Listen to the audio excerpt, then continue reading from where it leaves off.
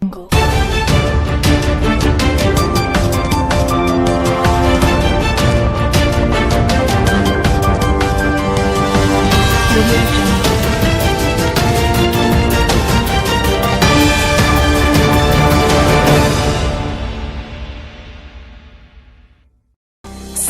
বিভাগৰ পয়া লগা ছবি ভূত বাংলাত পৰিণত জংগলপাৰা উপস্বাস্থ্য কেন্দ্ৰ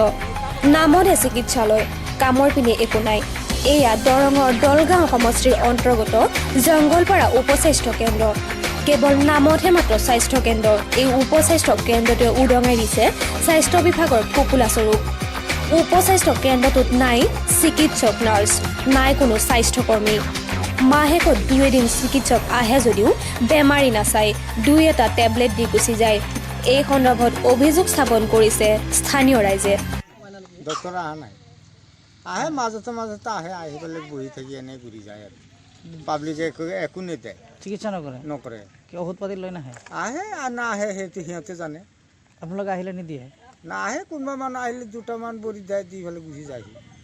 আচ্ছা কিমান দিন ধৰি বন্ধ হৈ আছে বন্ধটো বহুত দিন বছৰ হৈ গ'ল 1 বছৰমান হ'ল আৰু কেইদিন খোলা ৰাখিছিল মাজতে মাহতে 2 মাহতে একদিন বহে না আধা ঘণ্টামান লেট কৰে আকৌ গুচি যায়হি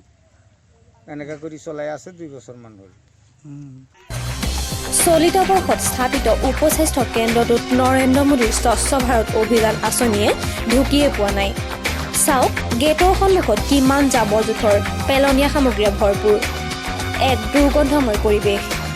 বৃহত্তৰ জংগলপাৰা অঞ্চলৰ একমাত্ৰ স্বাস্থ্য কেন্দ্ৰটো দুৰৱস্থা দেখি স্বাস্থ্যমন্ত্ৰীৰ বিৰুদ্ধে ক্ষোভিত হৈ পৰিছে 1-2 নং বৰুৱাজাৰ আঞ্চলিক আমচুৰ সভাপতি ৱাছিম আকৰাম আমাৰ দৰং জিলাৰ অন্তৰ্গত জংগলপাৰা এখন বৃহত্তৰ অঞ্চল য'ত আপোনাৰ অতি কম 5000 জনবসতিপূৰ্ণ অঞ্চল এই অঞ্চলত আপোনাৰ ভাল এখন স্বাস্থ্য কেন্দ্ৰ নাই যদিও 2016 চনত এখন প্ৰাথমিক স্বাস্থ্য কেন্দ্ৰ ইয়াত স্থাপন কৰিছিলে কিন্তু আজি এই প্ৰাথমিক স্বাস্থ্য কেন্দ্ৰ স্থাপন কৰিয়েই হয়তো বিভাগীয় কৰ্তৃপক্ষই নিজৰ দায়িত্ব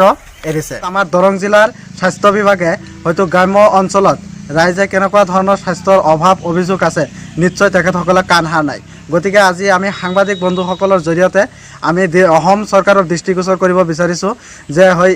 এই স্বাস্থ্য কেন্দ্ৰটোত অতি সোনকালে চিকিৎসক আৰু নাৰ্ছৰ ব্যৱস্থা কৰি দিব লাগে অন্যথাই আমি 1-2 নম্বৰ বৰুৱাজাৰ আঞ্চলিক আমচুৱে ইয়াৰ স্থানীয় ৰাইজসকলক লৈ আমি হয়তো আমাৰ যি দৰং জিলাৰ স্বাস্থ্য সঞ্চালকৰ কাৰ্যালয় আছে সেই স্বাস্থ্য সঞ্চালকৰ কাৰ্যালয়ৰ সন্মুখত আমি গণতান্ত্ৰিক আন্দোলন কাৰ্যসূচী গঢ়ি তুলিবলৈ বাধ্য হ'ম উল্লেখ্য যে নৱনিৰ্মিত উপস্বাস্থ্য কেন্দ্ৰটোৰ গৃহত মেলিছে চিৰাল ফাট কেন্দ্ৰটোত শীঘ্ৰে চিকিৎসক নাৰ্ছৰ ব্যৱস্থা নকৰিলে স্বাস্থ্য বিভাগৰ বিৰুদ্ধে আন্দোলনৰ কাৰ্যসূচী হাতত লোৱা হুংকাৰ দিয়া সংগঠনটোৰ সভাপতিজনে খাৰুপেটীয়াৰ পৰা খৈবৰ মণ্ডলৰ ৰিপৰ্ট নিউজ অসম।